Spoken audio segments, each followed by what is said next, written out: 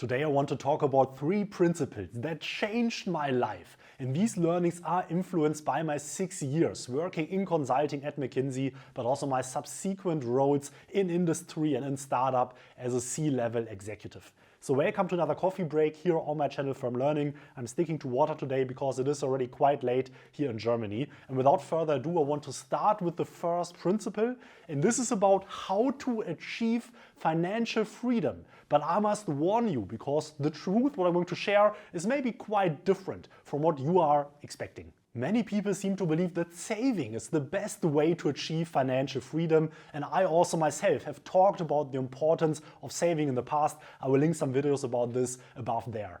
But what does financial freedom really mean? And surely there are different definitions out there. What I like is the definition that is used by the FIRE movement. FIRE stands for Financial Independence, Retire Early. It's a group of people who set themselves the goal to not work throughout the whole working life, but at some point stop working and be able to live just from your capital and the capital gains. And this is exactly the definition I want to adopt for this video. Financial independence means that you don't need to work anymore and you can live purely on your capital gains. Though what would it really take to achieve financial independence? And one rule commonly applied in the personal finance community is the 4% rule. And this means that on average, if you have your capital invested in a mix of stocks and bonds, you can expect that you can achieve a 4% pre-tax return in perpetuity, more or less, without bankrupting your capital. If from this 4% you deduct about 25% as capital gains tax, and as commonly applied, for instance, in Germany and other countries, you will end up with about 3% post-tax returns that you can expect on your capital.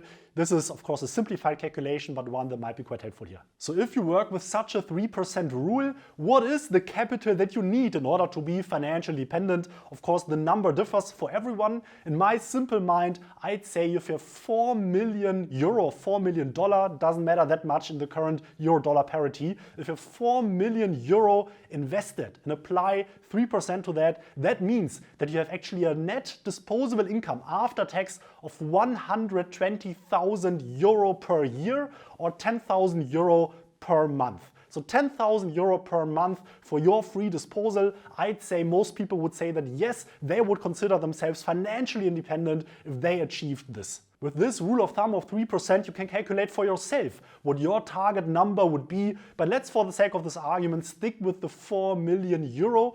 So what do you need for that? What does it take to have 4 million euros saved at some time?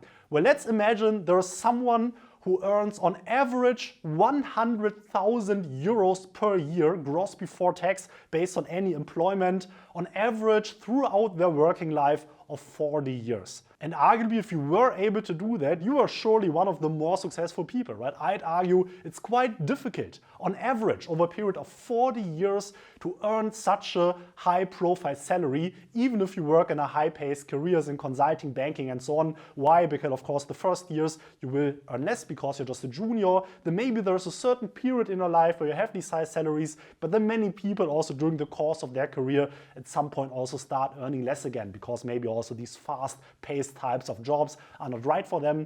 This is at least my perspective. Let me know what you think about this in the comments. But if you stick with these numbers, so 40 years, 100,000 euro per year, this means that after 40 years you will have earned 4 million euro, right? So these are more or less your lifetime earnings for someone working in a fast-paced, high-profile career. So based on this, you can see that yes, it is possible to have 4 million euros lifetime earnings, but the problem, of course, is that this is before tax, before social security contributions. This can easily consume half of this amount, and then you need to pay for rent, for living expenses, for the tuition of your kids. So even if you are such a high earner, saving 4 million euro will be extremely difficult if you follow a common career path, even in one of these high-profile careers I talk so often about on this channel. And this is exactly the first key insight, the first implication I want to share with you in this video. And this is something that took me quite a lot of time to figure this out. But this means that if you want to truly achieve financial independence,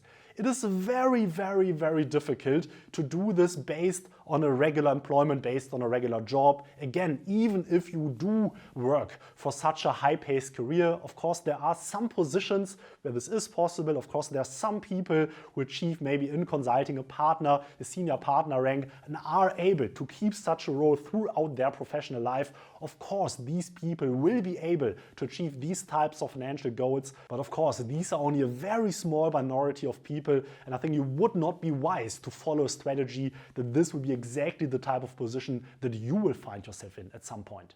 So what is the learning from that? Well, if at some point you do want to improve your life to the better, you do want to achieve financial freedom following this definition, which of course might not be the goal of everyone. Of course, maybe you might have another ambition and that is completely fine for you as well. You need to do to some extent something out of the ordinary. You need to look into entrepreneurship, into developing your side projects, doing something next to your regular job. Otherwise, just mathematically, it's almost impossible to achieve this. The next principle I got a lot out of for my personal life is about avoiding the tyranny of the or. And this is from a book I picked up as a teenager. It's from Jim Collins' bestseller, Built to Last. A book I can very much recommend. There's a link to it in the video description. Feel free to pick it up yourself. And one of the things that Jim Collins describes here is that successful people are able to avoid exactly that, the tyranny of the or. The tyranny of the or describes a belief system that many people think that things can either be A or B, but not at the same time. It can either be like this or like that. But having both things at the same time, doing both things at the same time, both things being true at the same time is not possible. This is a contradiction that many people have in their head, and there are lots of examples for that. I can either be a good person or I can climb up the corporate ladder. I can either spend time with my family or I can use the evenings to go out for sports. I can either have fun during my time in university or I can be a good student and write A's all the time. Either or. This exactly is the tyranny of the or. It's this limiting belief that you cannot have it all, that you cannot make true several things at the same time. And how Jim Collins describes it, the successful people are able to actually embrace the genius of the and. It is very often absolutely possible to achieve many of these, maybe on the surface, contradictory goals at the same time. I'd claim that all of the things I just talked about, probably it is possible to achieve all of them together. And this is exactly a very important mindset to adopt. To some extent, maybe you could claim that also in my life I adopted exactly this mindset by starting the YouTube channel, right? I get questions all the time. How is it possible to work a full-time career and also do all these YouTube videos? Well, I do think that it is possible. It's about priorities. It's about wanting it, setting yourself your goals. So ask this for yourself. What is your YouTube channel? Of course, not claiming that everyone should start a YouTube channel, but what does this mean for you? Where can you embrace the genius of the and to enrich your life both personally and professionally? The next principle I'd like to call being in the right versus winning in life. And my grandmother once asked me, Heinrich, do you want to be in the right or do you want to achieve your goals? Some people are obsessed with being in the right. They're literally willing to lose all their existence, to lose their sympathy that other people have for them, to lose money just to prove other people wrong. This is such a common theme of human behavior that the German author Heinrich von Kleist wrote a whole novel about it. Michael Kohlhaas, this tragic actor who lost his whole life, his whole existence indeed, just to prove that he was in the right. It's a classic of German literature. I can very much recommend you to pick this up as well. Examples for this behavior, big and small, can be witnessed almost every day. People willing to lose their sympathy just to prove someone wrong, people suing each other over trivial stuff, people getting involved in heated arguments about things that don't matter at all, people correcting each other over things that just do not matter for sure. And yes, while I do not want to claim that this is always wrong, sure, there are some situations where such a behavior would be justified. I would claim that very often this type of behavior is usually just motivated by fragile ego and wounded pride. Of course, there's the natural instinct to do something against it. Always take a step back, ask yourself what you actually want to achieve and whether this really helps you to get there. So I'd love to now get your view on this. Do you agree with these principles? Anything you'd like to add? I trust this would be very insightful for other people watching this. If you took any value out of this video at all, please destroy the like button for the YouTube algorithm. Subscribe. Big thanks to the members of the channel. My name is Heinrich. I release regular videos here on the channel. See you again next week and bye bye.